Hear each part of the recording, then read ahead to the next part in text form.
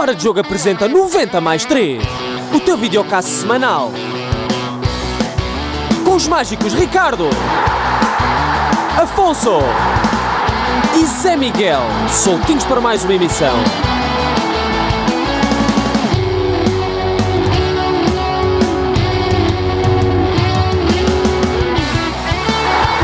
Mais 3. Sejam bem-vindos a mais um episódio do 90 mais 3. O meu nome é Afonso Couto e estou aqui com o mágico Ricardo Quinteiro.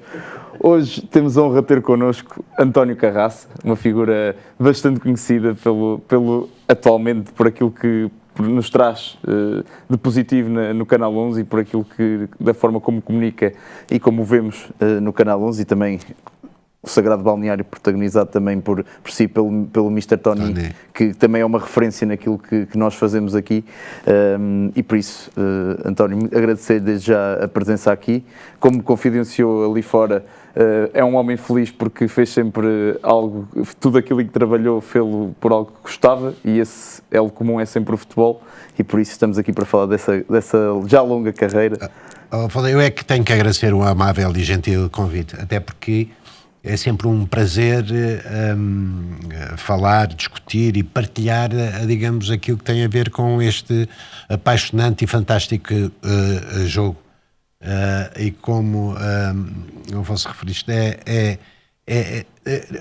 nem todos os seres humanos têm esse privilégio. Infelizmente, digamos, só uma pequena minoria é que tem a possibilidade de desenvolver a sua atividade profissional, digamos, em áreas pelo qual se sente apaixonado e fundamentalmente ligado àquilo que tem sido, digamos, uma das minhas grandes paixões, que é o jogo, que é um jogo apaixonante e que desde muito menino eu aprendi a gostar e que me permitiu, de uma forma, digamos, quase que mágica, digamos, fazer da minha vida e poder exatamente desempenhar uma série de funções que ao longo destes muitos anos desempenhei.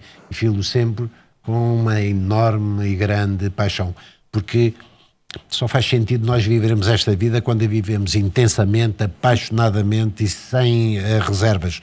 Logicamente, sempre levando em consideração, não podemos ir ao encontro daquilo que são as liberdades dos outros, mas desenvolvendo e protegendo nós e fazendo sempre em função daquilo que são as nossas convicções e os nossos ideais.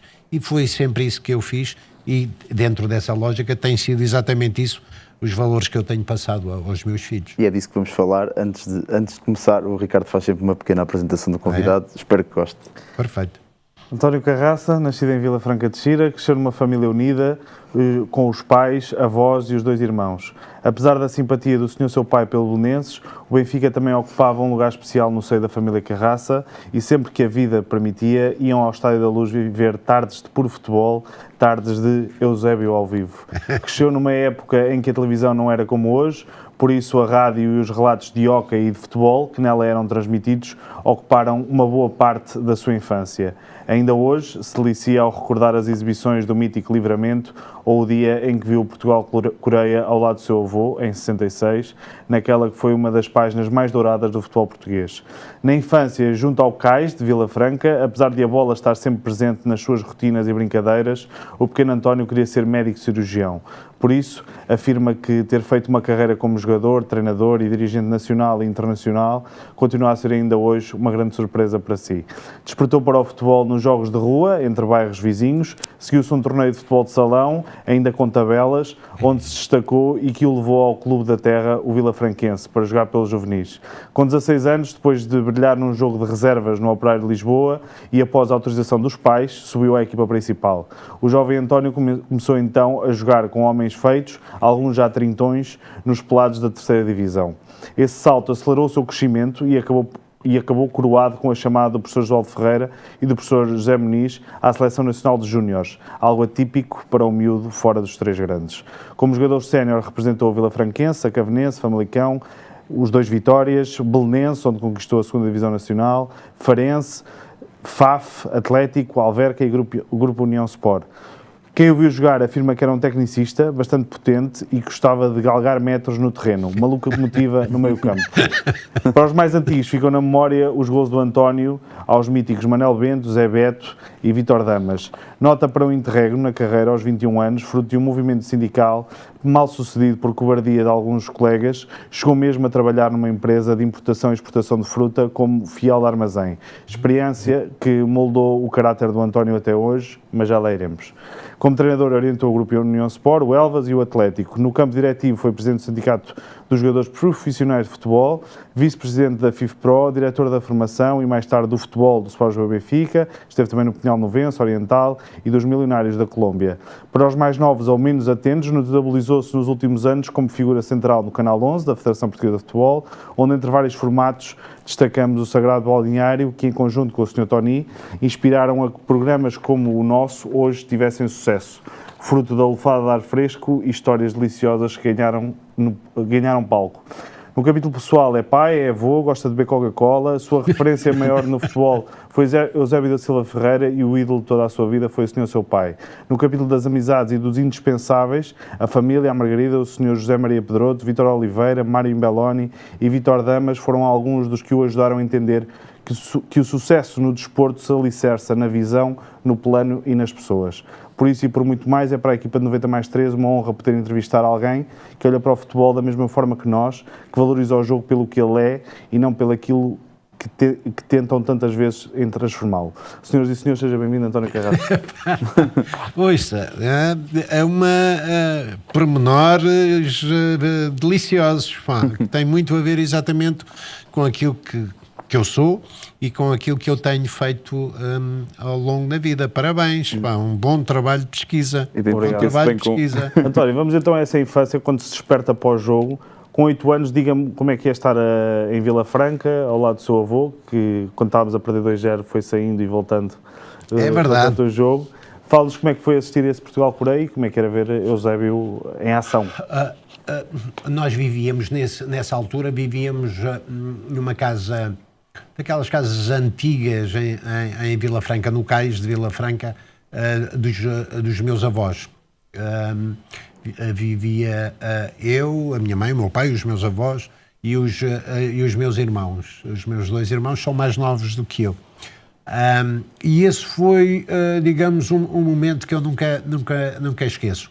Aliás, e teve uma força interior muito grande, porque eu recordo exatamente esse momento, porque foi um momento que me apaixonou do ponto de vista desportivo. Era a nossa seleção, era o Eusébio, não é? A forma como a seleção nacional conseguiu aquele feito de, a perder por 3-0, conseguiu, digamos, reverter aquele resultado e aquele momento que era inesperado, exatamente com aquela seleção da Coreia, e marcou-me exatamente a forma intensa e também apaixonada como o meu avô estava a sentir o jogo. Ele saiu algumas vezes de uma pequena sala que nós tínhamos, onde estava a televisão, logicamente a preto e branco, saiu, e eu sempre que depois o Eusébio e a Seleção Nacional marcava, eu ia ter com ele, chamava, ele via, sentava-se um bocadinho, depois saía, e teve esse momento, foi sem dúvida muito especial, e que eu guardei sempre ao longo da minha vida, porque o meu avô nessa altura já estava com um cancro, ou seja, já se sentia que a vida dele estava por pouco. Aliás, ele falece em novembro desse ano, exatamente com esse cancro que foi se desenvolvendo, e eu, porque sabia exatamente isso, tentava, digamos, animá-lo e criar ali um momento de felicidade. E ele depois, quando depois do 3-3, sentou-se ao meu lado e vibrámos os dois como dois miúdos. Como dois miúdos, vibrámos exatamente por aquilo que a nossa seleção nacional conseguiu fazer. E voltou novamente, e voltámos a ficar apaixonados por aquele jogador que era um furacão, Eusébio da Silva Ferreira, e que demonstrou exatamente que é possível nós conseguirmos atingir os nossos objetivos quando acreditamos e quando temos o talento necessário para consegui-lo. E quando alguém acredita em nós também. Isso é fundamental. E quando alguém vê em nós, e eu que liderei exatamente muitas equipas ao longo da vida, no sindicato, Ali na FIFPRO. Com o Eusébio, provavelmente quando era funcionário. Olha, Eusébio, eu adorava este homem pela forma genuína como vivia a vida, como se relacionava com as pessoas. Ele não tinha consciência daquilo que representou para este país. É alguém que fundamentalmente também tinha uma paixão por este jogo e que dava tudo aquilo que tinha. Quando nós nos lembramos exatamente das operações que ele fez ao seu joelho, muitos momentos difíceis, que ele fez. o sacrifício que ele fazia pelo jogo e pela sua equipa e pela seleção nacional, isso é sem dúvida nenhuma notável. E diz ele em muito... 66 tinha 24 anos e já tinha 4 intervenções. Exatamente. E isso diz muito exatamente do caráter e da personalidade das pessoas. Eu dizia ainda há bocado, eu tenho, logicamente, muita admiração, muito respeito pelo talento profissional das pessoas, dos jogadores, dos treinadores, dos dirigentes, dos árbitros, seja de quem for. Mas mais do que isso, eu admiro o caráter, a personalidade, os valores e as convicções e os ideais que essas pessoas demonstram. E isso hoje em dia, neste mundo novo em que vivemos, digamos, é um exemplo importante que nós podemos dar exatamente às novas gerações. Este país, nós não temos, muitas das vezes nós não temos consciência daquilo que representa ser português. As dificuldades, os momentos, logo exatamente com a criação da nossa independência, aquilo que este país foi. Sim, e aquilo que este país obrigatoriamente tem que ser. Eu tenho um grande orgulho em ser português, tenho um grande orgulho no Dom Afonso Henriques, no Vasco da Gama, alguém como o Luís Vaz de Camões, que, digamos, conseguiu transmitir e fazer algo que dá conta exatamente daquilo que tem sido a história. Ou seja, nós temos boas razões para sermos otimistas e para, digamos, enfrentar as dificuldades que muitas vezes se nos apresentam. Sim, e daí a importância também de Eusébio e dessa seleção de 66 também num momento muito complicado do país, em que Portugal estava um bocado isolado de todo o mundo. Do mundo. E a forma como foram ao oásis e numa ditadura. E mais do que isso, levando em consideração exatamente os protagonistas da própria seleção, que fizeram exatamente com que vissem que Portugal era, sem dúvida nenhuma, um país que era um país com a guerra colonial, logicamente, e que com muitos problemas inerentes a essa mesma guerra colonial, mas que era, por outro lado, era um país que naquela altura e fundamentalmente no futebol tratava todas as pessoas por igual, porque na nossa seleção tínhamos pessoas de várias credos, de várias religiões, de várias cores. Estratos sociais também. E isso era fundamental. E deu, digamos, porque o futebol, eu repito muitas vezes, às vezes até na televisão, até para as pessoas que estão a ouvir, até pode ser cansativo, mas este jogo foi criado para unir pessoas, não foi criado para desunir. Foi criado para unir pessoas. E quando naquele cais, logicamente, eu e os meus amigos jogávamos à bola, e muitas vezes com bolas, porque nós não tínhamos... Eram bolas de plástico, eram bolas que nós arranjávamos com jornais. Nós líamos a bola, líamos a bola e depois de ler e depois moldávamos. Eu gamava ao meu pai meias, enrolava com coisa e jogava, e era assim que jogava. Naquela altura as coisas eram complicadas, eram difíceis. E como é que se me permite, esse miúdo da época, que até foi internacional relativamente cedo. Temos aqui isto. Onde temos aqui esta belíssima recordação. Não tem preço, esta camisola não tem preço. Podemos mostrar ali para a câmara. Queria lhe perguntar porque é que depois já o ouvi afirmar que foi extremamente profissional enquanto treinador, extremamente profissional enquanto diretor, em todas as diferentes... Não, nesta altura... E porque é que nesta altura não acreditou tanto no seu talento e não foi tão profissional? Segundo as suas palavras. Não, é verdade, é verdade. O jogo, para mim, era, sem dúvida nenhuma, um espaço de paixão e de felicidade. Ou seja, o jogo começou-se a desenvolver na minha vida em todos os momentos que eu tinha, logicamente, eu aproveitava e porque tinha naquele momento havia espaços na rua para jogar a bola. Hoje em dia, em muitos, na esmagadora maioria dos locais do nosso país, não é possível jogar. Naquela altura nós jogávamos na rua. Sim. Era a rua que desenvolvia exatamente o nosso talento, as nossas capacidades, não é? A dificuldade de jogar naqueles... Nós jogávamos no Alcatrão. Eu sou de uma família humilde. O meu pai era mestre de um rebocador da Lesnave.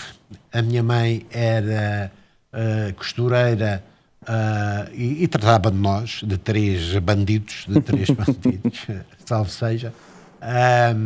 Nunca nos faltou nada, não é? Mas as coisas, nós valorizávamos exatamente aquilo que tínhamos. Não é? Eu lembro-me que tínhamos os ténis, uns sapatos, uns sneakers, como agora se diz, naquela altura isso não existia, para ir para a escola. E depois ao domingo tínhamos os sapatos para ir à missa de manhã, ao domingo de manhã, e para passear, não é? E logicamente eu tinha essa consciência que não podia aumentar a despesa dos meus pais. O que é que fazia? Lá está, ia ao guarda-roupa do meu pai, tirava meias, ele tinha muitas meias, e jogava a bola no Alcatrão, no cais, com 2 pares de meias calçados. Era a forma, porque preservar os ténis. Preservar, logicamente. Ou seja, e todos estes hábitos, todos estes sentimentos que eram importantes exatamente preservar e salvaguardar e defender, foram moldando exatamente o meu caráter e a minha personalidade. E o jogo, para mim, sempre foi exatamente isso. Prazer, felicidade de poder fazer com os pés aquilo que muitos de nós não conseguem fazer com as mãos. E isso, digamos, driblar, eu adorava driblar, às vezes até de forma exagerada, quando jogava, às vezes também fazia. Eu gostava exatamente da comunhão, do espírito de equipa, de ultrapassar as dificuldades. Por isso, essa paixão, esse sentimento que eu tinha pelo jogo, eu nunca equacionei exatamente poder ganhar a vida e ser profissional, porque isso para mim era impensável. Era impensável. Eu, digamos, quando olhava porque naquela altura não havia jogos em direto. Sim. Havia o domingo esportivo, que era um bocadinho de cada jogo, não é? Muitos davam indiferente. Ou seja, alguma vez eu pensei que poderia um dia estar do outro lado da câmara, onde pudesse exatamente ser protagonista, fazer golos ao Bento, fazer golos ao Damas, que foi meu colega no Vitória de Guimarães, ou seja, ao Charuto, exatamente, ao Charuto. Isso era nunca me passaria, nem nunca me passou pela cabeça.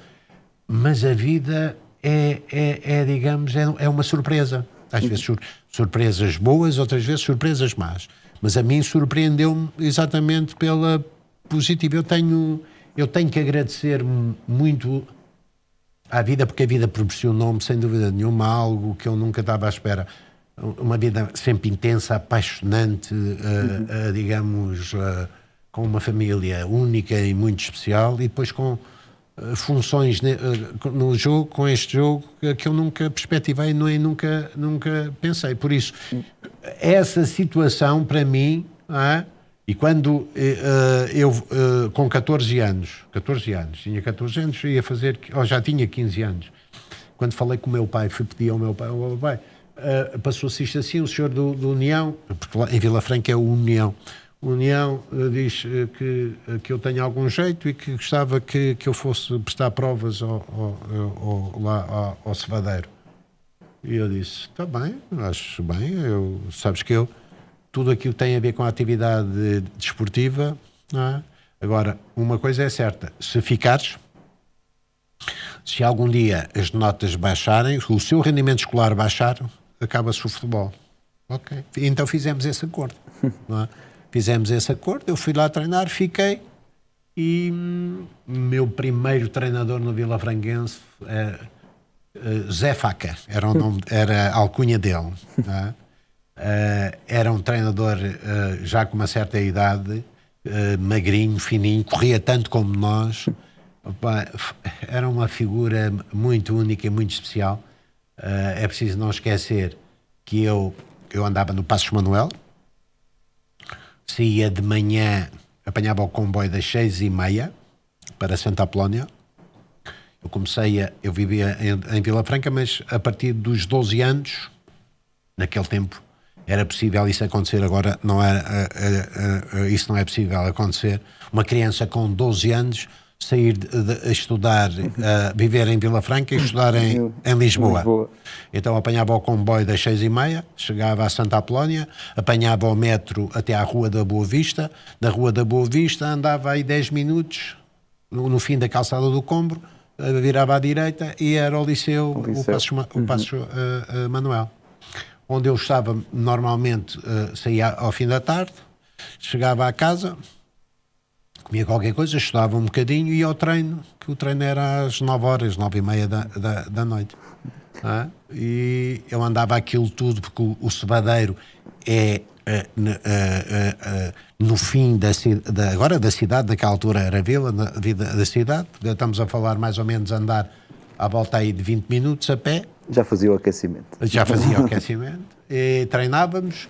E depois, cerca das 11h30, meia-noite, chegava à casa. Muitas vezes o treinador, o Zé Faca, convidava 3 ou 4, íamos ao Bambi comer um prego e pronto, e estava coisa.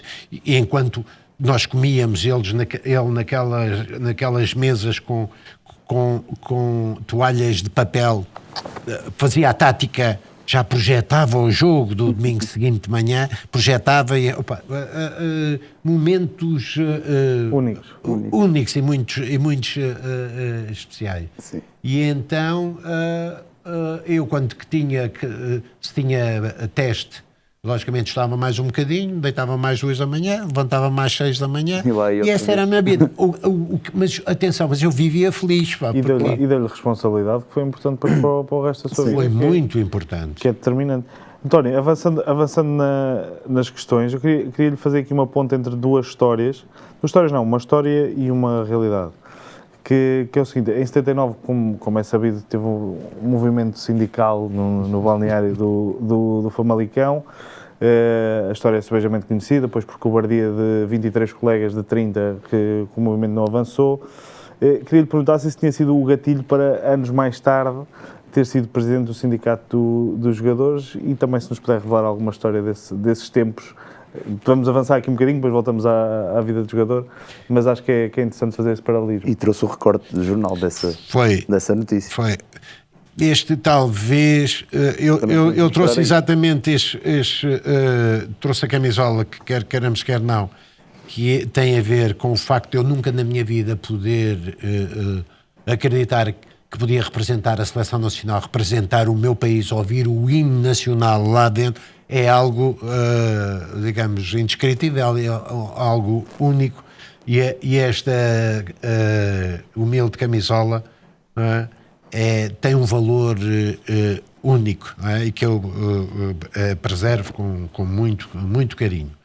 Este foi um momento importante porque eu aqui, digamos, e ao ir para os estágios e para os jogos com jogadores como o Chalana, não é? como o Freire, como o Araújo, grande jogador, o Diamantino, outro grande jogador, digamos, estar a partilhar na seleção nacional com estes jogadores de Benfica, Sporting, Porto, sei lá,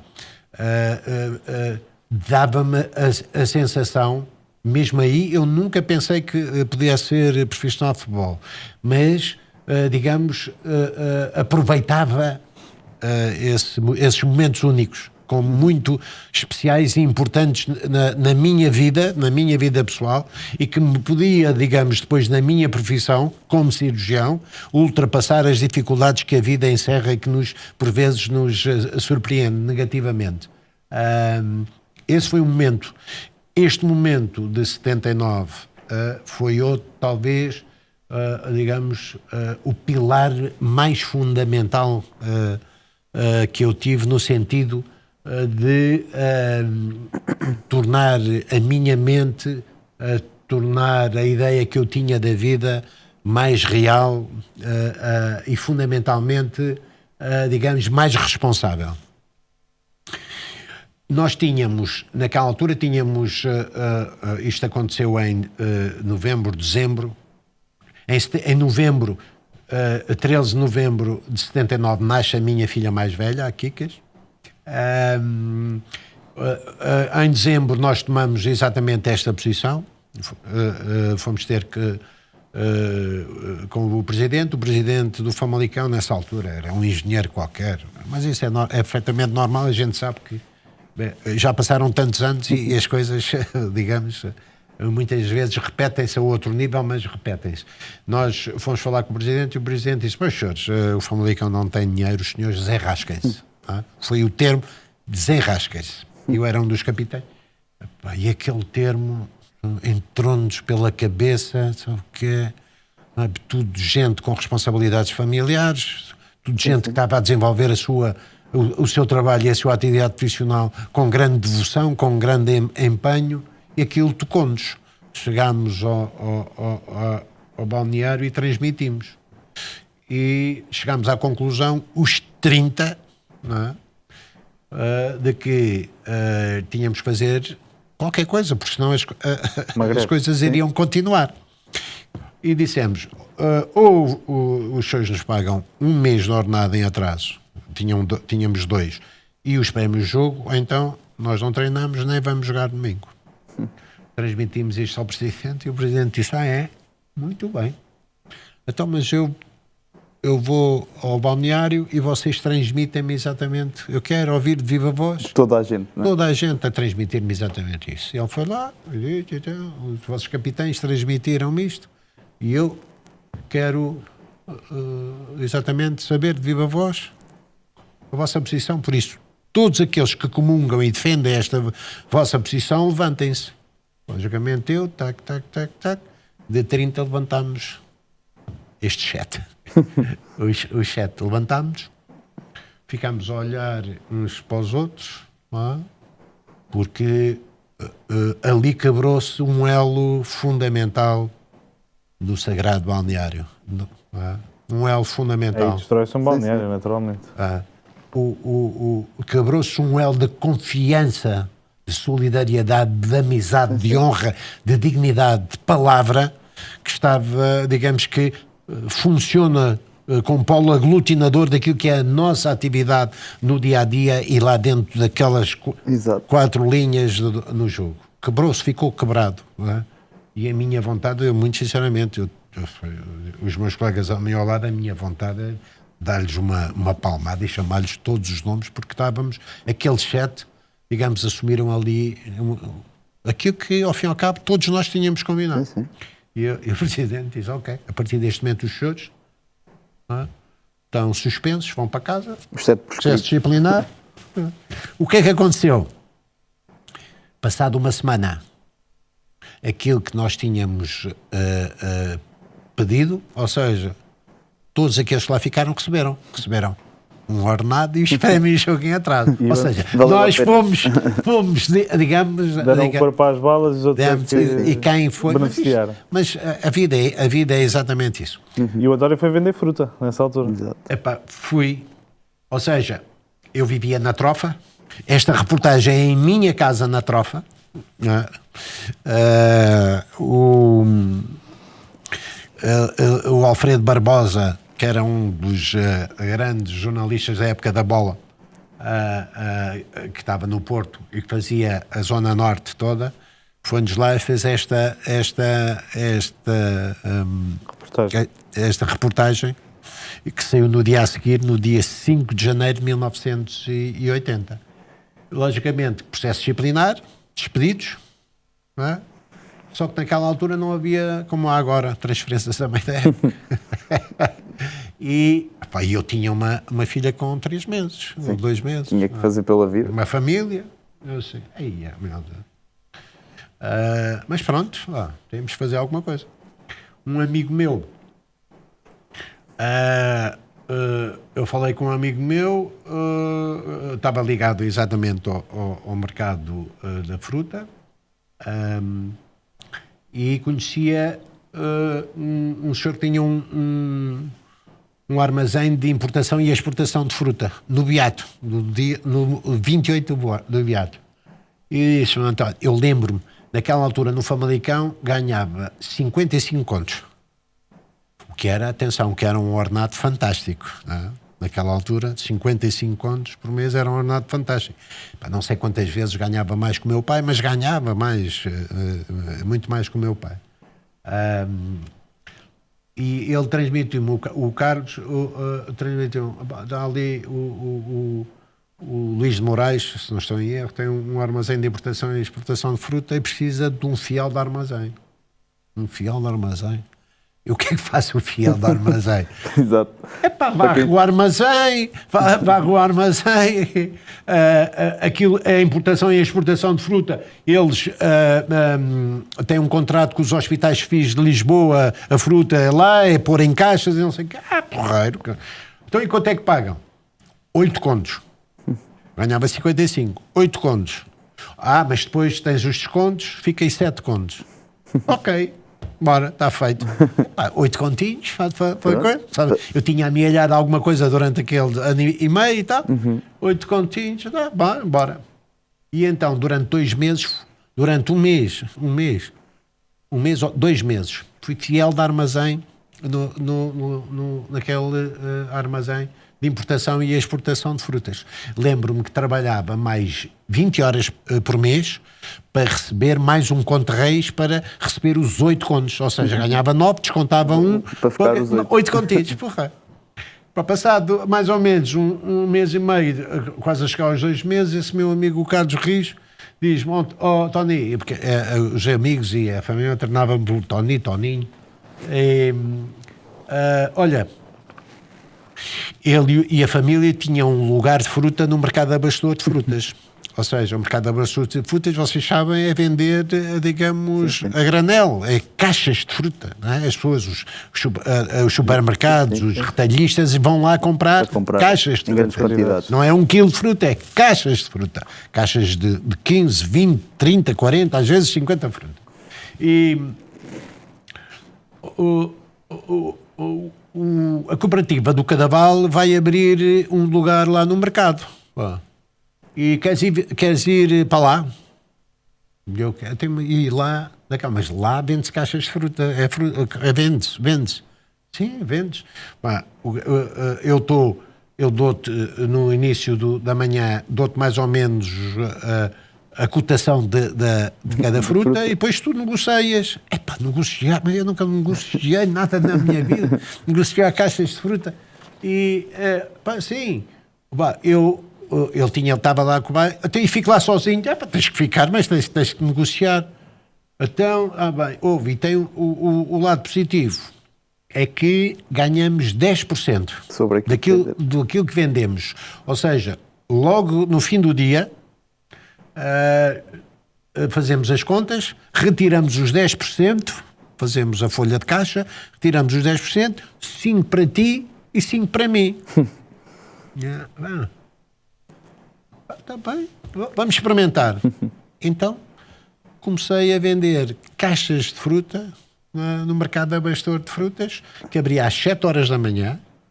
Eu apanhava o comboio de 4:45, eu morava nessa altura em Alverca, na primeira casa que eu comprei, morava em Alverca, apanhava o comboio de 4:45 da manhã, Santa Apolónia, às vezes eu ia a pé se tinha muito tempo, ou então apanhava o elétrico até ao Castoré. do Castedré, em frente à estação do Castedré, havia como é que eu...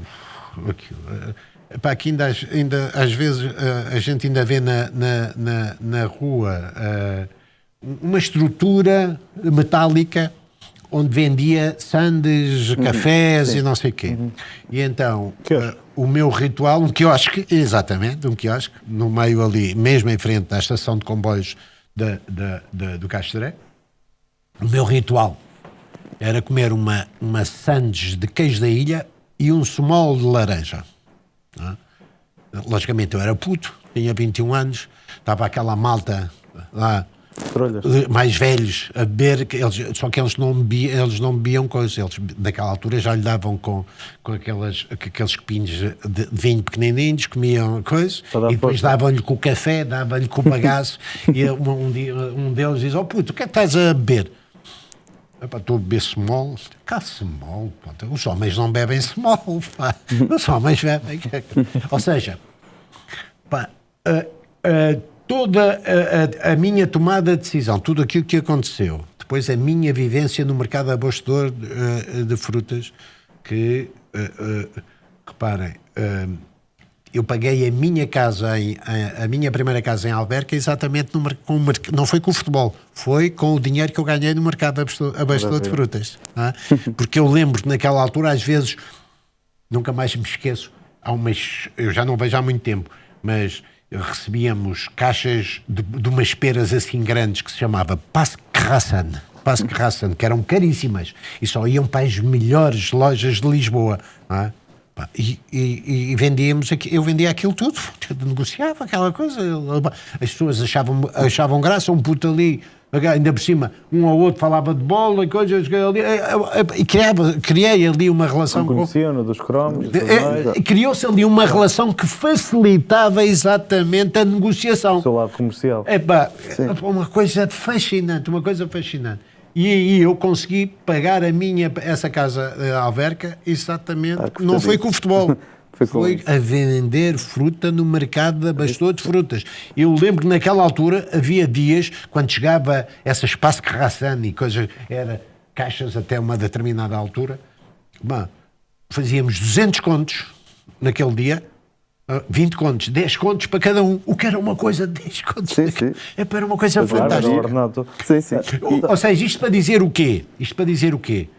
Foi exatamente aquela tomada de posição do 7. Foi a tomada de posição dos outros 23, não é? Que demonstraram exatamente falta de caráter, falta de valores que obrigatoriamente têm que estar presentes sempre na nossa vida, que é a honra, a palavra e a dignidade. E depois a forma como obrigatoriamente eu tive que resolver, digamos, o ato que cometi, porque fui eu que cometi exatamente esse acto, tomei essa responsabilidade, que me deu exatamente pilares fundamentais para eu sempre encarar a minha vida como eu encarei. Nós não podemos ter problemas, temos de ter soluções. Exatamente. E quando isso acontece, logicamente as coisas são mais fáceis. E foi isso que a vida me ensinou e que me tem acompanhado ao longo de todos estes 67 anos. Sim, e acho que, voltando aqui um bocadinho ao futebol, e se calhar contar, eu aqui neste período tenho aqui umas histórias muito engraçadas. Eu ouvi-o contar uma história de uma das primeiras vezes em que enfrentou o Benfica, onde está o seu amigo Tony, e que o Nené e o Tony se vai contar essa história. Famalicão. Famalicão Benfica. Exato. Famalicão Benfica. Esse ano tivemos o Mário Imbeloni, foi um dos grandes jogadores argentinos dos anos 50, algo assim, dos anos 50, um grande jogador. Era uma figura muito peculiar, argentino. Eu nunca mais me posso esquecer que fomos de estágio para o OFIR, e fomos de estágio, e então no estágio tínhamos sopa, carne de peixe, prato de peixe, prato de carne, sobremesa. Queriam que comessem muito bem. Queria-vos ver de barriga cheia. Eu não bebia vinho, logicamente que eu e o José Eduardo era lateral direito que depois jogou no Sporting. Sporting. Éramos putos, eu era mais puto, ele já tinha 23, 24, já não me recordo. E então nós não bebíamos vinho. Então fomos logo convocados pelo Tibi e pelo Vítor Oliveira, não é? Em que vocês têm que sentar aqui vocês. A nossa mesa é esta, vocês dois e nós dois. Porquê? Porque vinha a garrafa e, logicamente, eles bebiam o nosso vinho. A vossa parte. A nossa parte. Epá, lá está a lógica da equipa, do grupo, não é? Da solidariedade, da entreajuda, ou seja, são estes fatores que são fundamentais e determinantes para as equipas conseguirem atingir os seus objetivos. Mas, nesse jogo do Famalicão-Benfica, o Nené era uma figura fantástica, porque passava o jogo inteiro, não é? Como é que está a tua família? Está tudo bem? Está tudo bem? Esperto. Vai, esperto. E então, é o Jacinto que depois veio do Leixões para o Famalicão e depois ainda foi do Famalicão para o Porto. Um lateral esquerdo fantástico, uma raça, um querer tecnicamente evoluído, com um remate fantástico. E o Nené andava do lado direito para o Zé Eduardo, do lado esquerdo para o Jacinto. A família, os amigos, a bola, vocês têm que fazer mais pontos, mais isto, mais aquilo, mais aquele outro. Bem, só sei é que a bola está no meio campo, o Benfica, sabe o que é? O Nené está com esta treta, faz um movimento interior, não é? Com aquela treta da família, dos amigos, do coisa, como é que está, tens comido muito, tens ido ao peixe grelhado, não tens ao peixe, eu gosto muito disso, bola entre ele e o central, o Zé Albino ou o Virgílio, um deles, tac, o Nené faz aquele pique, dá-lhe aquele pique, dá-lhe de primeira um corte, o Tibi está na baliza, 1-0, perdemos. O Nené era exatamente isto. Tinha, para além das suas capacidades técnicas daquilo que era saber exatamente aonde é que a bola chegava, tinha este tipo de relacionamento que já nessa altura, digamos, por vezes... adormecia os centrais. Adormecia os centrais e os laterais, com aquela coisa da conversa, da coisa... E o que é certo é que perdemos 1-0. E aqueles pontos davam-nos jeito e faziam-nos falta. Mais tarde também apanham aquilo que nós podemos qualificar hoje, à luz de 2026, como um adiantado mental, que era José Maria Pedroto. Era, pá. Se nos puder partilhar, até para as gerações mais novas terem uma percepção daquilo que era... E se tiver alguma história... O Zé Maria, o Sr. Pedroto foi, sem dúvida, alguém muito importante na minha carreira. Primeiro, porque eu estava no Sacavenense, ou seja, eu saí do Vila Franquense aos 18 anos para o Sacavenense, no ano em que fomos campeões nacionais da 3ª Divisão.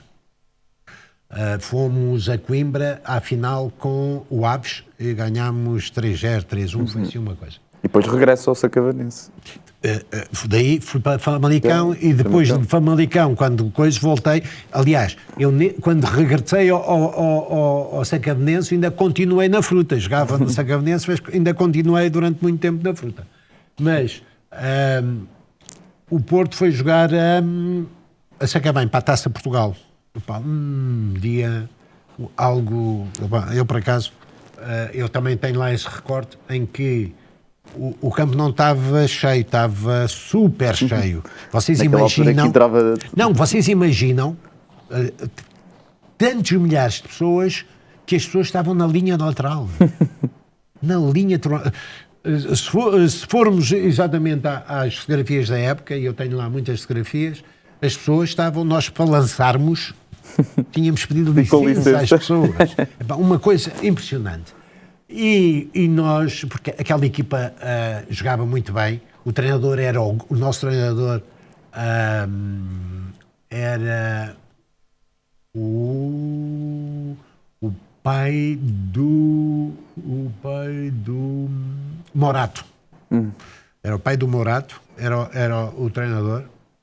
Tinha um colega chamado Santas Noites. Aí a Santas Noites, da Cova da Piedade, veio do Cova da Piedade. Nós fizemos um grande jogo, apanhei pela frente o Gabriel, Outra vez do Porto. mas jogou à esquerda nesse jogo, à esquerda. Eu fiz também um grande jogo, corria muito e tinha muita força e tecnicamente eu gostava de ir para cima, driblar. Aliás, no Guimarães, o Chopedoto dizia-me, do meio campo para trás, é receber, entregar. No meio campo para a frente, faz o que quiseres, vai para cima deles, parte do campo. E era exatamente o que eu gostava que eu fizesse. Fiz um grande jogo e depois tive a informação de que foi o Chopedoto que deu indicações ao Famalicão para me verem e para me irem buscar. Dessa primeira vez, exato. Dessa vez.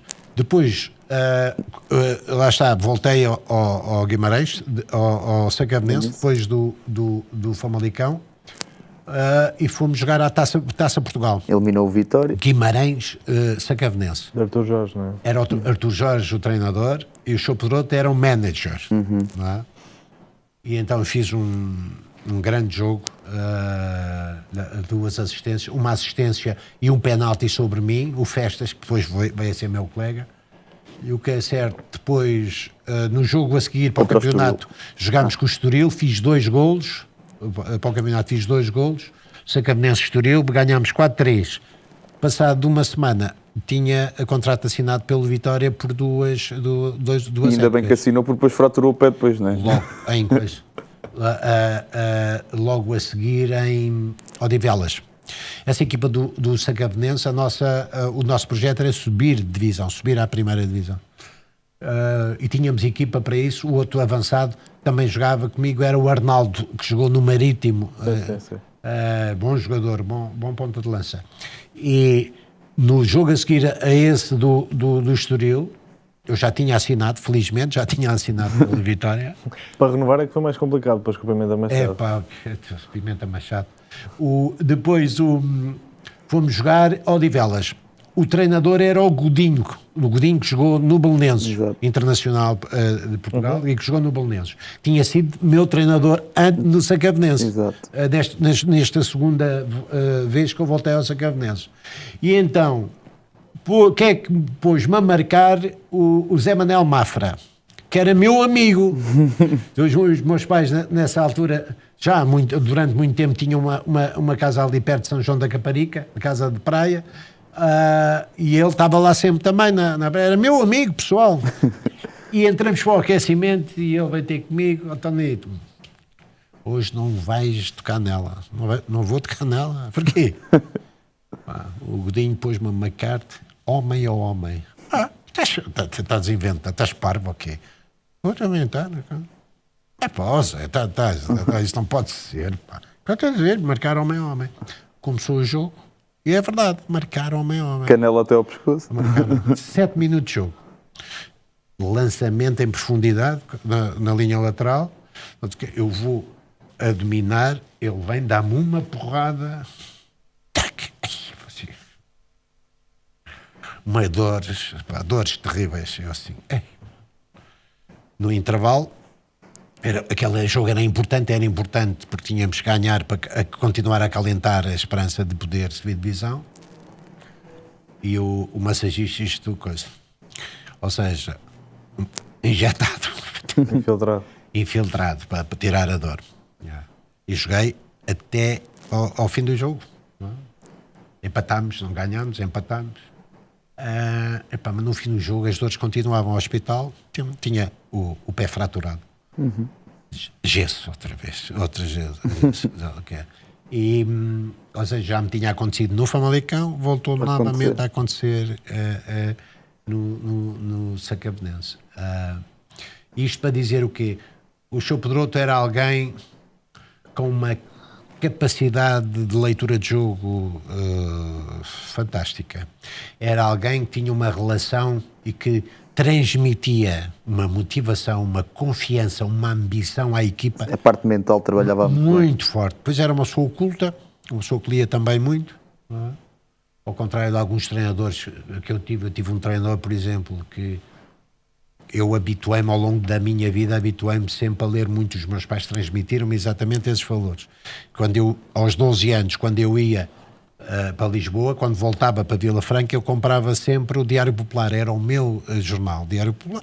Ou seja, a minha vida é o Diário Popular, é a Bola, é o Record, é o Expresso, ou seja, tem a comunicação é fundamental. A Bola foi, logicamente, teve um papel muito importante na minha vida, o Record, o Diário Popular, o Expresso, sempre foi exatamente... E nota-se na retórica que tem. Portanto, sempre foi importante exatamente porque eu sempre defendi, e quando treinador eu transmiti isso aos meus jogadores. Jogador inteligente é melhor jogador. Eu entendo que jogador inteligente é melhor jogador. E eu, num clube da primeira divisão, quando íamos para estágio ao sábado, eu levava sempre o Expresso. Não é? E houve um dia, logo no início do coisa, entro no autocarro e ouço uma voz do meu treinador então a dizer, olha o intelectual. Ou seja, eu que pensava que o meu treinador ficava satisfeito e feliz de ter um jogador que se interessasse exatamente por aquilo que ao fim e ao cabo é a vida, e quando nós nos interessamos pela vida, logicamente interessamos pela nossa profissão, somos mais responsáveis, estamos mais despertos para as coisas e isso ajuda-nos a tomar decisões no próprio jogo, porque o jogo são decisões. Não é? O jogo são decisões. Constantemente. Porque é que eu driblo? Porque é que eu passo? Porque é que eu chuto? Porque é que eu domino? Ou seja, são decisões. Para os treinadores, para os jogadores, para os árbitros, são decisões. E esse é um exemplo da diferença de um treinador para o outro. O outro incentivava-nos a ler, a cultivar, sentava-nos connosco a discutir exatamente as questões do dia-a-dia, da sociedade, do mundo. Não é? E isso, quer queiramos, ajudava-nos a entender e a compreender muitas das decisões que ele tomava. E depois tinha, para além de ter já naquela altura conceito de trabalho e de treino, conteúdos de trabalho já muito avançados para a altura, não é? Tinha uma capacidade de entender, de ler o jogo. É certo que era muito pressionante. O José Maria Pedroto no banco pressionava muito. Não é? Pressionava muito. Opa, aquele fiscal de linha ali do lado do banco tremia. Não é? O que é que ele dizia? Ele de vez em quando, tremia, não havia VAR, não é fora de jogo, é fora de jogo, não é fora de jogo, não é falta, é coisa. Coação. Uma coisa, o fiscal de linha, coitadinho, às vezes, aqueles que tinham coragem levantavam a bandeira e vinham ao árbitro, não é? Vinham ao banco, quando ele estava no banco, o Chopo dizia, Moraes, até eu não te disse, para estar escalado. Ou seja, quem levava o amarelo era o António Moraes, que era o adjunto dele. Depois veio a ser treinador principal do Porto e não sei o quê. Moraes, eu não te disse para estar escalado. Uma coisa. Eu lembro-me, nesse ano, nós não perdemos nenhum dos três grandes. Nós ganhámos ao Benfica, fizemos o gol, empatámos com o Sporting, empatámos com o Porto. Ou seja, ficámos em quarto lugar, logicamente. Naquela altura, o Guimarães era uma equipa muito forte, com jogadores e com uma estrutura, digamos, com poucas condições de trabalho, é certo, para a primeira divisão, mas o que é certo é que com o José Maria Pedroto, aquela equipa era uma equipa que vendia confiança, vendia moral. Se batia com todos. E não tinha... Quando nós entrávamos no terreno, quando entrávamos lá dentro, onde é que eles estão? Queríamos derretê-los, amassá-los. E depois, a particularidade nesse tempo, e houve muitas das coisas que, logicamente, que eu depois, como treinador, fui tomando atenção e fui tomando nota. Quando nós... não é como agora. O túnel de Guimarães, do Vitória, era em pedra. O que quer dizer que ele ia pôr-se, quando a equipa entrava, ele ia pôr-se no fim do túnel, no princípio do relvado, a ouvir o barulho das nossas botas. Ou seja, aqueles que não levassem pitons de alumínio, ele mandava-os trocar as botas. Porque ele não queria gente com campos pesados, com a possibilidade, ainda por cima no norte do país, em Guimarães, de chover, Chover. com aquelas botinhas de pitões de borracha, que aquilo era só para escorregar. Não, ele queria pitões, ele queria gente, guerreiros preparados para a guerra. Ou seja, isto para dizer o quê? O Sr. Pedroto era alguém, e logicamente o estatuto que ele granjeou, aquilo que ele ganhou, diz claramente a dimensão que ele tinha. António, temos, o programa está interessante, mas também já vamos longo, temos que ser mais telegráficos. rápidos. Porque ainda Eu peço desculpa porque eu começo a coisa a falar. Mas às vezes se o interrompemos é só mesmo porque temos Não, que mas cumprir os timings. interrompa. Ainda queríamos ir a... Temos aqui duas histórias ainda interessantes e acho que mostra também o caráter do António e a forma como esteve no futebol, e depois sim ir ainda à parte do dirigismo, que também me parece muito interessante. Ainda como jogador, queria que contasse duas histórias, se possível, uma com Jimmy Meliá numa discoteca e depois já no Farense, um ultimato, se assim podemos dizer, que veio de Lisboa, da família, que ou regressava ou... Epá, vocês sabem tudo, pá. Se pudesse partilhar essas duas histórias de forma mais telegráfica, só para podermos ficar a todo lado. Eu adorei jogar no Belenenses, até porque ainda Era por o cima... clube do seu pai, o clube claro. do meu pai. E o meu pai faleceu um ano antes de eu ir para o Belenenses, ou seja, não viu jogar no Belenenses. Eu acredito que ele iria ter, digamos, uma enorme felicidade e grande orgulho de me ver com aquela camisola da Cruz de Cristo. E então saiu o Fernando Mendes, que depois me levou também para... foi-me buscar à Vitória e depois levou-me para o Farense, um treinador que eu gostei muito, um homem fantástico, de valores, de educação e muito bom treinador. E entrou o Jimmy Meliá, tinha ido à final da Taça Portugal pelo Brighton. Portugal não, de Inglaterra, pelo Brighton. E então, um dos meus grandes amigos é o meu saudoso Zé António, central, o careca, central do Belenenses, e que foi meu colega também na seleção de júniores, o Zé António. E nós de vez em quando íamos muito para o Van Gogh no Estoril. Onde o Jimmy Meliá e a Valerie, a sua namorada, 30 anos mais nova, mais ou menos, nos encontrávamos lá. Mas o Jimmy Meliá era o nosso dia de folga, tranquilo, sereno. Não é? E então, uma vez entramos lá, estava ele e a Valerie, caraca, José, o gajo muito divertido. Então, o que é que bebem? O Zé pediu um whisky e eu pedi Coca-Cola.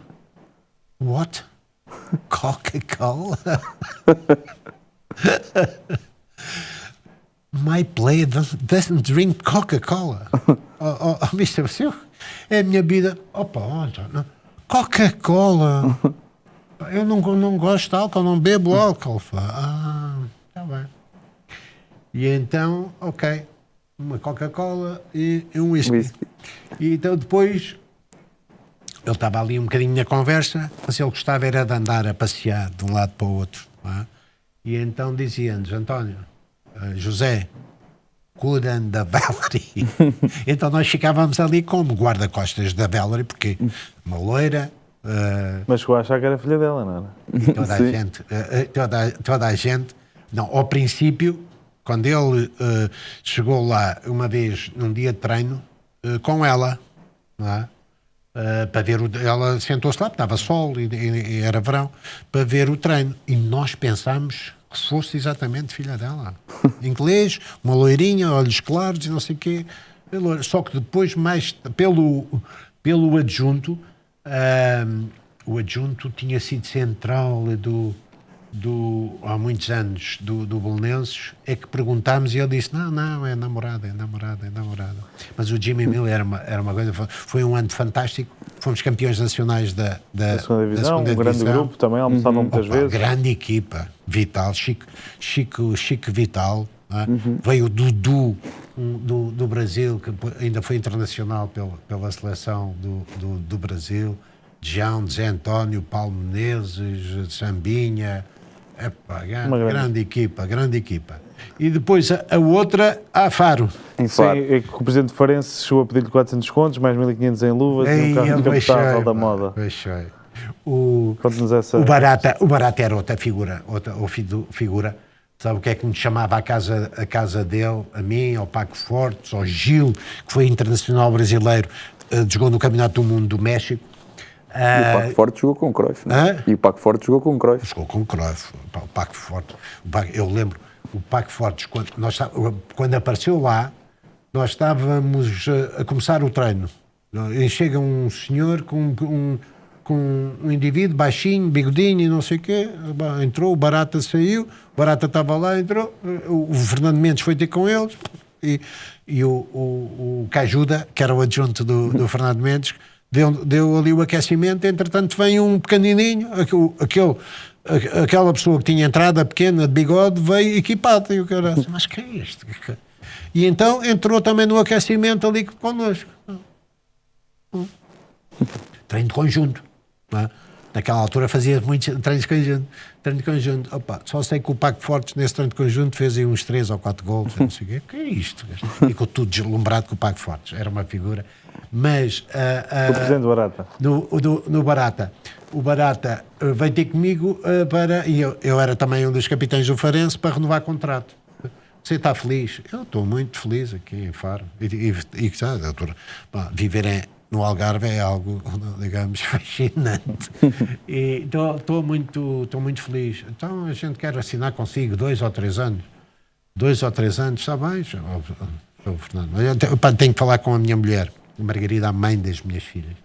E eu falei com... Eu cheguei a casa, Margarida, o Sr. Barata quer coisa e tal. Renovar?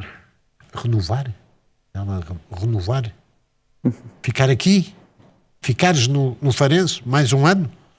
E nós em Lisboa? Não. Epá, Margarida.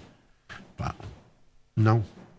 Se quiseres ficar, vais a Lisboa, fazes as malas e vens e ficas aqui e nós ficamos lá em cima. Epá. No outro dia fui ter com o Barata. E o Barata diz, epá, o chaperote da minha mulher está a criar problema. Mas porquê? Epá, não sei. Então. Epá, mas ouça, o que é que você... O que é que eu posso para ficar, como é que eu posso... Epá, show, Fernando. Eu ganhava, naquela altura, 180 contos, ou não sei o quê. 180 contos por mês. E então, epá, sei lá, eu ganho... Dou-lhe 400 contos por mês. Epá, ó, show, Fernando. Quer luvas? Mais não sei, 1.500 de luvas. Não lhe chega. Epá, eu estava a ver aquilo e eu, bem, vou aproveitar aqui, então o que é? Sr. Fernando, olha, então, para eu tentar convencer a minha mulher que era um Foscor Cabriolet branco descapotável.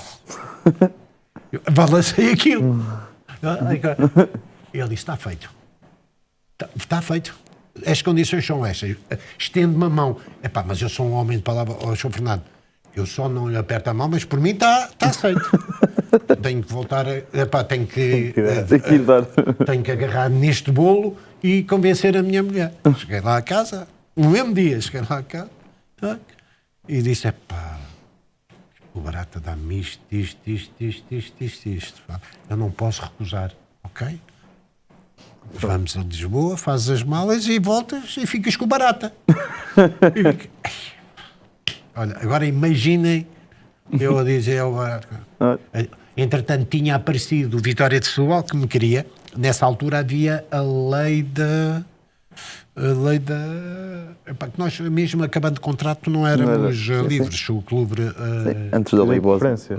Lei... O direito de preferência. Era assim uma lei qualquer. O Vitória de Setúbal queria. E então chegou a acordo com o Farense. O Vitória de Setúbal pagou 500 contos ao Farense e emprestou o Hernani, que tinha vindo de uma lesão, tinha tido uma lesão, e foi muito importante para o Hernani, porque nesse ano no Farense recuperou, ganhou dimensão e voltou depois para o Setúbal e do Setúbal para o Benfica. Uma grande carreira. E foi assim a minha carreira Algarvia foi só Sim, sim. um ano, mas eu gostava que tivesse sido muitos anos. Sim, e passando um bocadinho à frente, e falando agora um bocadinho da sua passagem pelo Benfica, ali naquela altura, 2003-2004, recebe o convite de Luís Filipe Vieira para diretor desportivo, sendo que acaba por ocupar o lugar da formação pela presença também de José Veiga.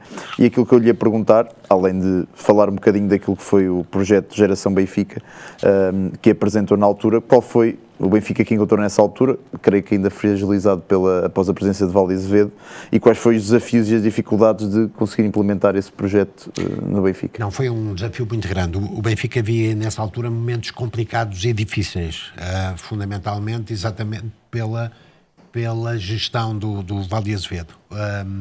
Financeiramente o Benfica estava, digamos, muito mal, e havia necessidade de transformar um bocadinho aquilo que era, digamos, a visão do Benfica, tanto para a formação como para o futebol profissional.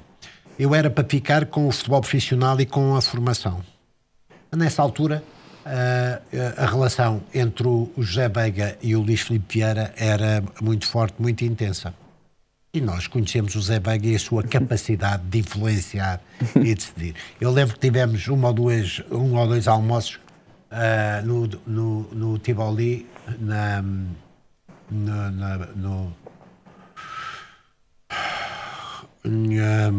Expo? não, nas avenidas, Na Avenida da Liberdade? ali na Liberdade. E que o Veiga dizia, pá, ó Luís, pá, o António é a pessoa certa, e o Luís Filipe dizia, pá, ó Zé, eu é que sei, tem calma e não sei o quê. Mas depois as coisas transformam-se, modificam-se, não é? E eu tinha também o convite para... eu nessa altura era vice-presidente executivo da FIFPRO, tinha a meu cargo as relações institucionais com os países sul-americanos e africanos, viajava muito exatamente para criar e trazer esses sindicatos de jogadores para a FIFPRO. Era também membro da Câmara de Litígios da FIFA, era também membro do painel de experts da UEFA, ou seja, tinha um trabalho muito intenso e que me agradava muito. E que o preenchia. Mas o Luís Filipe, há uma coisa que eu quero aqui referir e que é importante e tem muito a ver exatamente com a forma como nós hoje em dia vivemos a vida de uma forma tão depressa, esquecemos algo que tem a ver com gratidão. A gratidão para mim sempre foi um aspecto fundamental. Se eu tenho trabalhado e se eu fui aquilo que tenho sido nas minhas áreas de responsabilidade, muito devo a pessoas como o Zé Coceiro, que quis que eu fosse para o sindicato como diretor executivo. Eu tive um ano como diretor executivo do sindicato, quando ele era presidente. Devo muito ao Luís Filipe Vieira, que por duas situações, tanto no futebol formação como no futebol profissional, confiou em mim para transformar e para modificar e para contribuir em algo que pudesse, digamos, acrescentar valor ao Benfica, ao Pedro Sousa, que me levou para o Canal 11, ao João Marcelino, eu lembro-me que escrevia textos para o Record, para o António Magalhães, ou seja, pessoas a quem eu agradeço de uma forma muito clara, digamos, terem visto em mim uma pessoa com capacidade e com competência para desempenhar e desenvolver determinado tipo de projetos. A gratidão para mim é algo fundamental e importante na vida.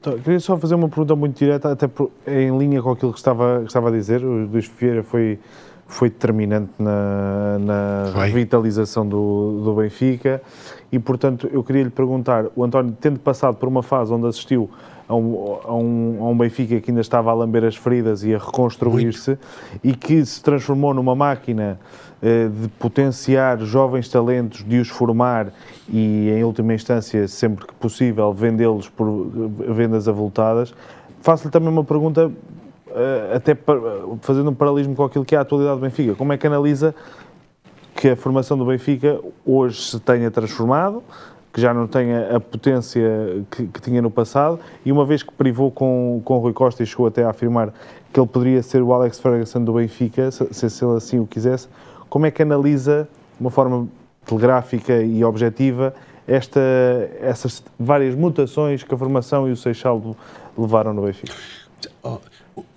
Às vezes o grande desafio não é quando nós temos dificuldades, não, é quando temos o sucesso. Quando temos o sucesso ainda temos de ser mais atentos, temos de dar atenção aos detalhes, aos pormenores, temos que nos reinventarmos, temos que, digamos, tentar agregar sempre mais valor e acrescentar coisas novas. Em 2004 o Benfica vivia momentos complicados e difíceis. Na formação, por exemplo, nós trabalhávamos em cerca de 14 campos diferentes. Toda costas. Sim, de um lado para o outro. De um lado, quando não tínhamos condições de trabalho, tínhamos que, digamos, encontrar as soluções necessárias. Depois era importante, na minha lógica e na apresentação, isso foi referido, para mim a minha forma de trabalhar sempre foi com esses 3 pilares fundamentais: visão, plano, pessoas. É assim que eu trabalho, de forma a poder construir projetos que possam atingir os seus objetivos. E a importância nessa altura, e foi aqui no projeto que eu apresentei de Geração Benfica, havia aqui uma frase fundamental: mais do que formar equipas, o Benfica tem que formar jogadores. Os jogadores são fundamentais no processo. E é com base num projeto... Com base no projeto, porque se formarmos melhores jogadores... Se formarmos bem os jogadores, temos melhores jogadores. Tivermos melhores jogadores, temos melhores equipas. Tivermos melhores equipas, ganhamos mais vezes. Ganhamos mais vezes, temos sucesso esportivo. E sucesso financeiro. E sucesso financeiro.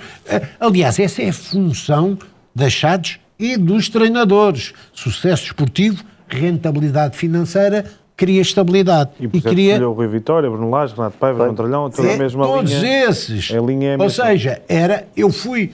Ao princípio foi minimamente, não fui criticado, porque para mim as críticas são importantes até para nós analisarmos exatamente se podemos melhorar e o que é que podemos alterar. Mas eu lembro que o Benfica nesse ano foi campeão de júniores. Alberto Patos Lopes, que foi meu colega no Atlético, não é? Era o treinador. E eu falei 2 ou 3 vezes com ele antes de tomar decisões, mas queria alguém exatamente com outra dimensão. E fui buscar o Rui Vitória ao Vila Franquense, na minha terra, que eu tinha visto 2 jogos e gostei muito exatamente da sua ideia de jogo, da forma como se relacionava e lancei esse desafio, de deixar de treinar séniores para treinar os juniores do Benfica. E ele aceitou.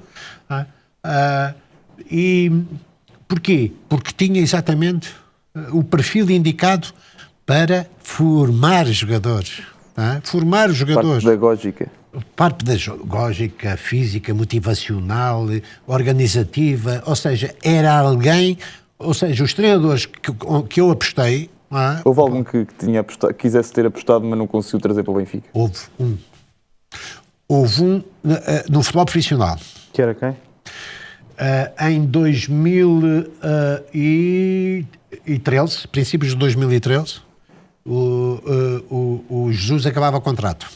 Não? As coisas não estavam... Havia questões que se colocavam e que era importante, digamos, discutir e analisar. Luís Filipe pede-me para eu apresentar um dossiê exatamente com treinadores que eu achava que poderiam desenvolver um projeto vencedor do Benfica no futebol profissional. E eu apresentei um dossiê onde individualmente estavam as características técnicas, táticas, emocionais, do desenvolvimento dos projetos que aqueles treinadores tinham feito anterior. Não, mas isto no futebol profissional. Sim, no futebol profissional. A ligação que tinham com o futebol de formação, os jogadores que tinham potenciados, porque isso é fundamental e determinante para qualquer projeto vencedor. E o meu primeiro nome, havia 3 treinadores portugueses e 4 ou 5 treinadores estrangeiros. E o meu primeiro nome era Leonardo Jardim, que acabou por ir para o Sporting. No ano seguinte. Sim. Era o meu primeiro treinador, era Leonardo Jardim, que eu via, tinha exatamente esse perfil de criar um ciclo, de potenciar e desenvolver um ciclo vencedor no Benfica. Não só do ponto de vista das conquistas esportivas, mas fundamentalmente de potenciar o talento. E na formação, nós desenvolvemos a partir de 2006, começar com o centro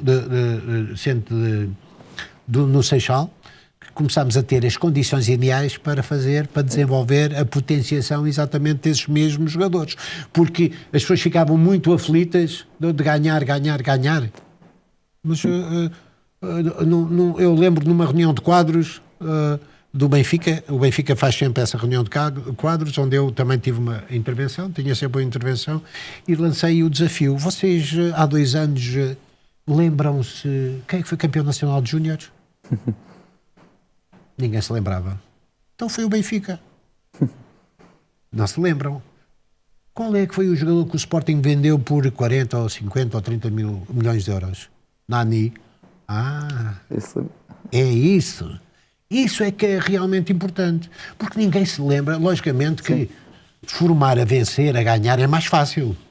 É muito fácil. Mas não é o mais importante da formação. Mas não é o mais importante. É formar jogadores com qualidade para jogar na equipa. Claro que sim, não é o mais importante. Não é isso.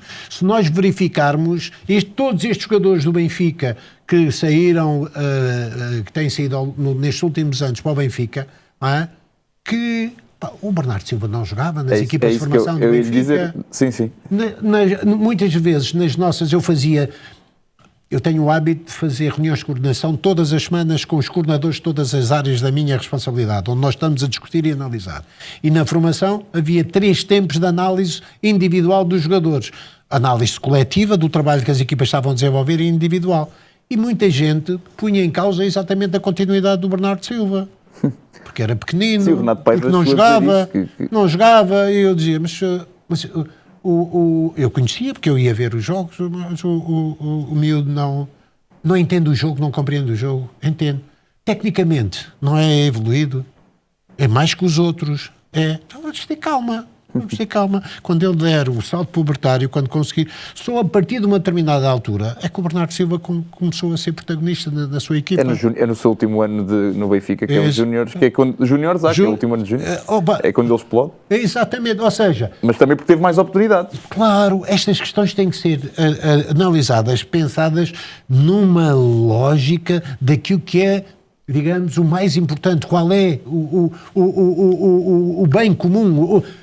Para onde é que nós temos que nos direcionar? E foi nessa lógica, e as dificuldades criou exatamente esse desafio. Obrigou-nos a sermos mais resilientes, mais atentos, mais pormenorizados e ir construir exatamente um projeto, aumentar o departamento de scouting. Quando eu cheguei era muito reduzido, o departamento de scouting, que foi a formação, no meu tempo, nós é que criámos na formação Lab, que depois o futebol profissional foi buscar. E como é que vê hoje que esteja desta forma o scouting e a formação do clube? Quando eu cheguei lá? Não, ou seja, o António claramente que ajudou a profissionalizar esses departamentos. E hoje o profissionalismo que se vê é pelo menos aparentemente menor. Gostava de perceber a que é que acha que isso se deve. Eu não sei se será menor. Eu acredito é que... Pelo menos a nível de profissionais. Eu acredito é que quando se chega a um certo determinado patamar, muitas das vezes nós esquecemos que ainda temos que ser, é aquilo que eu digo, temos que ser mais exigentes. Sempre, crescer sempre. Reinventar. A regeneração tem que ser claramente, digamos, estar presente nas nossas decisões. Regeneração. Porque tem muito a ver exatamente com aquilo que é, quando estamos confortáveis na nossa zona, no nosso espaço, estamos felizes, estamos confortáveis, porreiros, ganhamos bem, temos as melhores condições de trabalho, então... Mas não, temos que ainda ser mais exigentes, mais rigorosos, temos que dar mais importância ao trabalho, temos que acrescentar valor ao nosso trabalho. Acredito que seja exatamente isso. E depois tem muito a ver com uma lógica que eu sempre defendi. Isto não é para amigos. Qualquer pessoa que trabalhe comigo, eu não vou escolher os meus amigos, eu vou escolher os bons profissionais. Claro. Competentes, com perfil, com compromisso e que dão exatamente ao seu trabalho aquilo que têm e aquilo que não têm, de forma a, digamos, numa lógica coletiva, porque eu trabalho coletivamente, não há ninguém importante. Eu só dar um exemplo, nessas reuniões de coordenação aconteceu no Benfica e aconteceu no Milionários, na Colômbia, em que na primeira, segunda reunião de coordenação, com 15 pessoas, 16 pessoas, eu tinha sempre razão. Tudo aquilo que discutíamos, as propostas que eu apresentava, eu tinha sempre razão. E tanto no Benfica como no Milionários, uma vez, à terceira reunião, assim, tu tu e tu estão despedidos. E eles ficaram... Como, António? Estão despedidos, eu não preciso de vocês.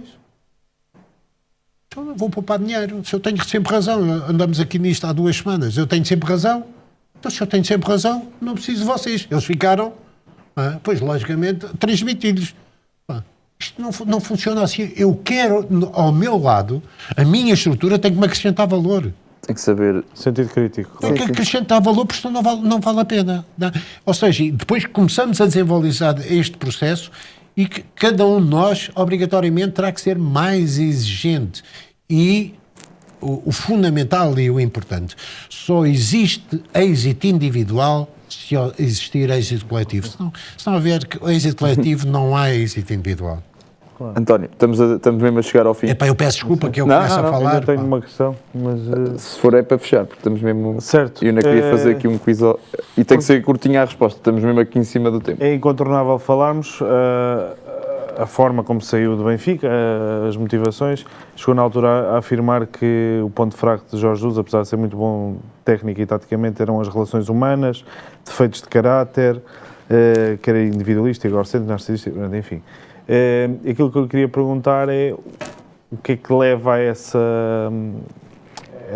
colisão entre 2 profissionais de futebol, entre 2 colegas que tinham sido colegas de balneário, e queria perceber um bocadinho melhor essa relação, porque ambos aparentemente estavam a fazer bons trabalhos e tinha tudo para funcionarem.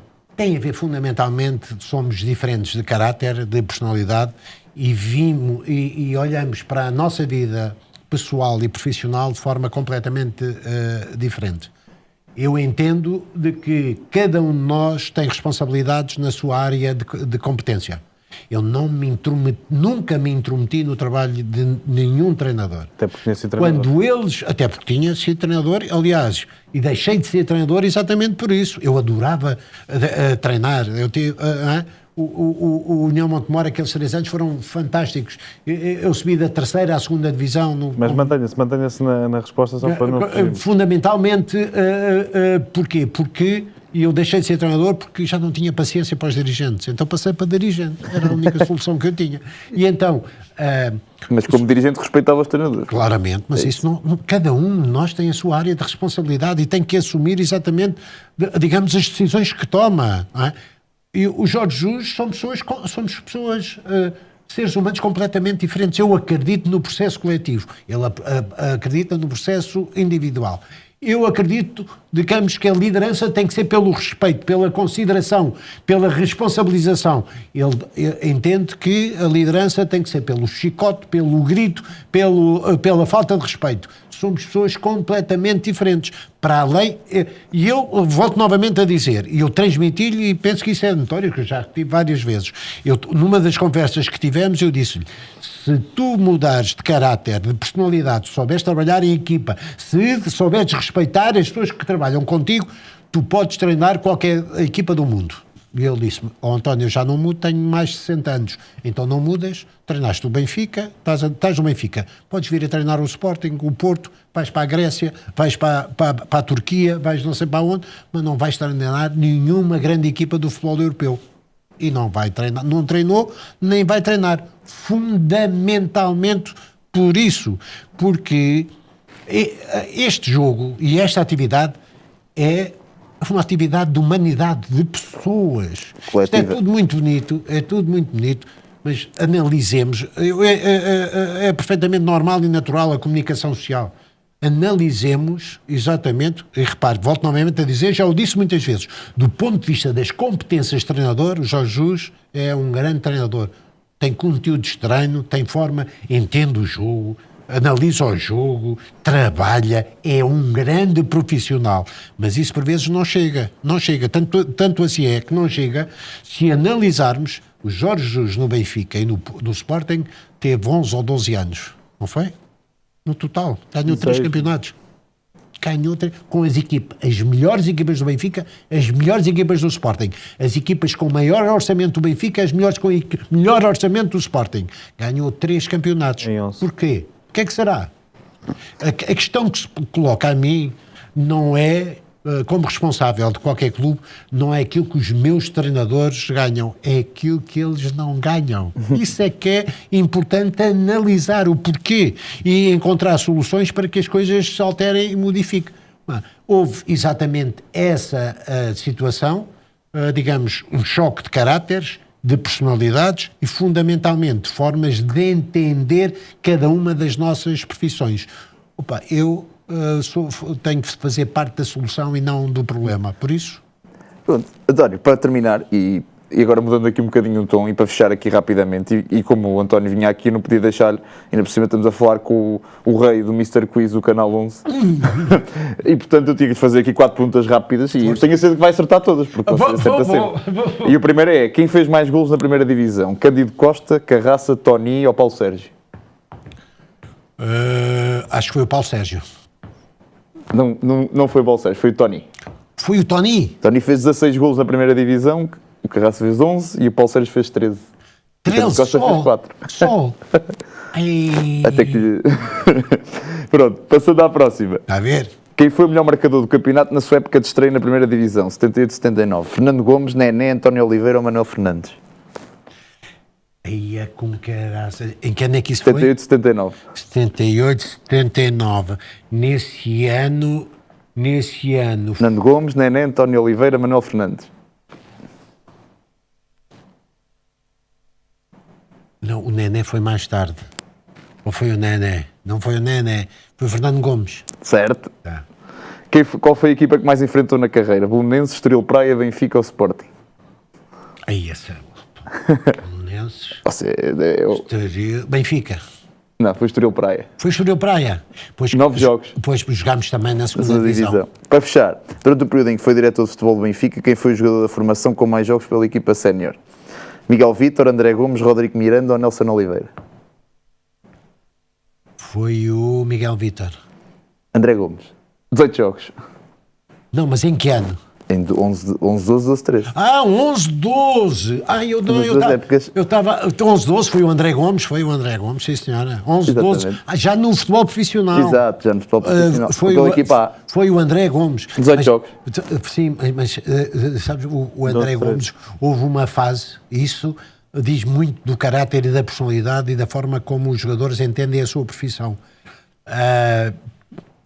Estava no plantel profissional. Houve um tempo em que não era a opção do Jesus, eu e ele veio falar comigo, foi falar com o Jesus, sempre que não fosse a opção na equipa principal, queria jogar na equipa B. Isso diz, de uma forma muito clara, exatamente, a forma como ele entendia a sua profissão e a necessidade que tinha de competir e competir o mais possível, mesmo se não fosse na equipa principal, na equipa B. E são esses jogadores que muitas vezes conseguem atingir os objetivos. Claro.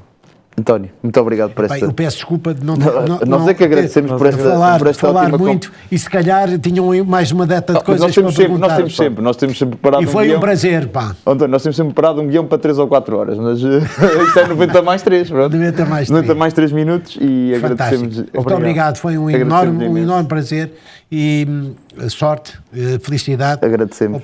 E que continuem exatamente a viver a vida de forma intensa, apaixonada e séria. E com o futebol aqui sempre connosco, lado a lado. Isso faz parte da nossa vida. António, muito obrigado. Obrigado eu. Continuaremos também a vê-lo no Canal 11. Obrigado. E obrigado a todos aí em casa, espero que tenham também gostado muito deste episódio. Um abraço a todos e até para a semana. O quinto o Couto a cruzar e o Rabassa a converter. 90 mais 3 indivíduos sensatos, soltinhos e pacatos até o clima ferver.